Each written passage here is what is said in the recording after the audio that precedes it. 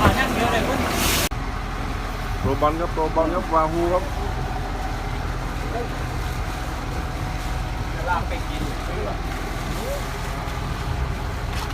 โอ้โหวาฮูครับครับซีเล็กคอล่า60 กรัมครับทำงานแล้วครับมาเลยครับช่วยหน่อยช่วยหน่อยถ่ายภาพเอง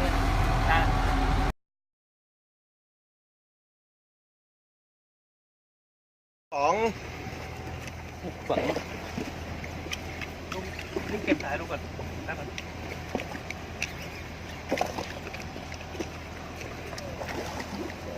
เดี๋ยวไข่ตำเ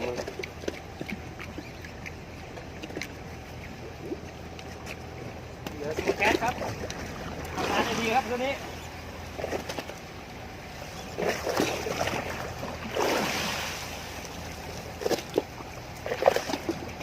ไปแล้วไปแล้ว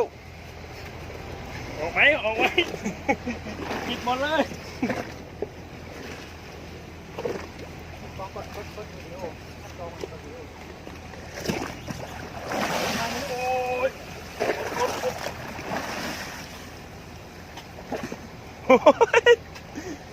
กดเข้าท้องเลยอย่างเดียว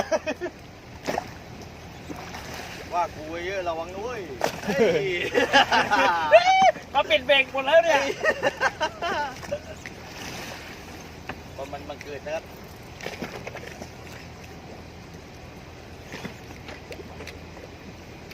โอ้ยโอ้ยโอ้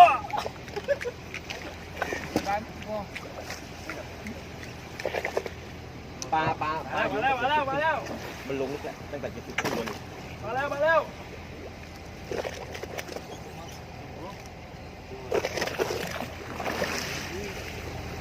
การสายใครมาไม่รู้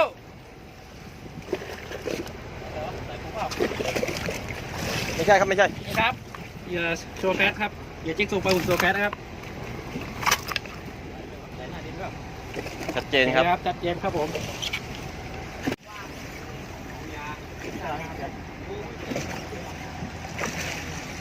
พี่ชายจะขอ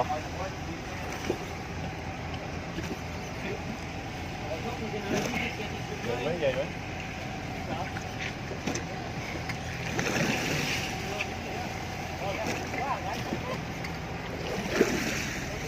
ตามมาแรงแล้วคนมาแรงโอ้ยเอาแล้วหัวแล้วโดนแล้วครับขามือครับโดนเดี๋ยวออกเกียร์ข้างหน้าไล่สดได้ไหมเนี่ยตรงนี้ไล่สดได้ครับนี่ไล่สดได้เนี่ยพูดถึงมันของผมเป็นรูปไงจับไวไฟของผมไปเอา3 คันครับ3 คันรอด3 คันรอดพี่เดินมาถ่ายเลยไม่ถ่ายแล้วพี่รุดของลุกหลุดไป2เลยผมขึ้นมาแล้วเดี๋ยวบอล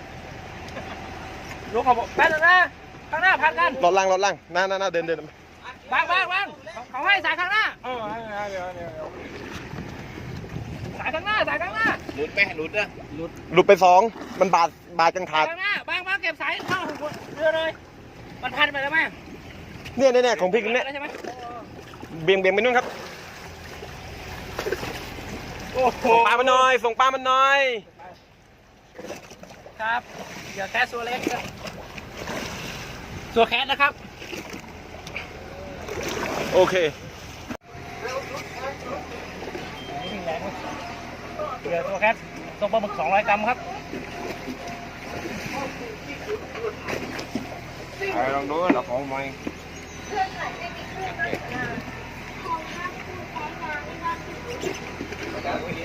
ครับเพียงไม่ยืนไปหน่อย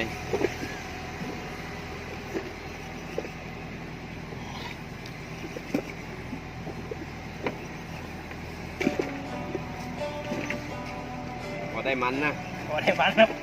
คือเดียวก็เสียวได้ครับเหลือแต่ต้น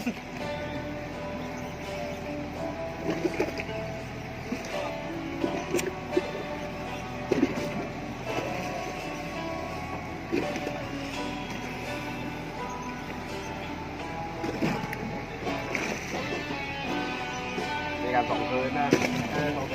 พวกนี้เป็น2 คืนแบบใหม่นะแบบ อะอะไรปลา มาแล้วพี่ ขึ้นมาแล้วครับปลาขึ้นมาแล้วไม่เป็นไรใจเย็นเฮ้ยลุงพันสายลุง ใจเย็นครับใจเย็น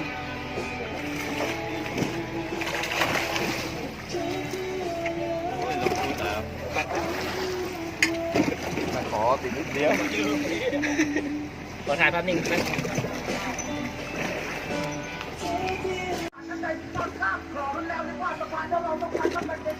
กันโบน 7.6 ชีกัน4 ท่อนนะครับ ดูแอคชั่นครับ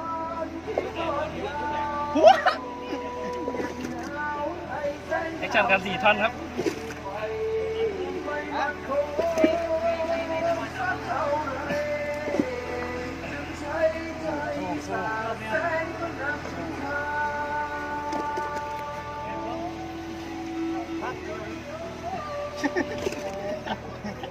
ได้ตัวขั้นแล้ว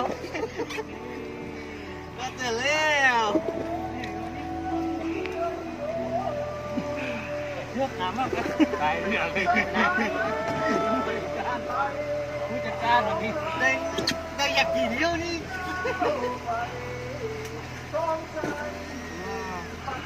เหนื่อยครับ3 ตัวติดครับ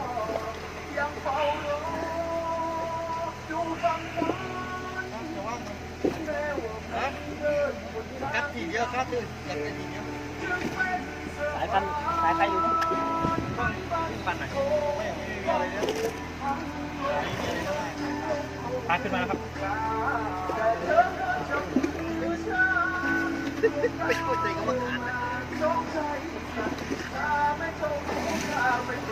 จะทีเดียวกันเลย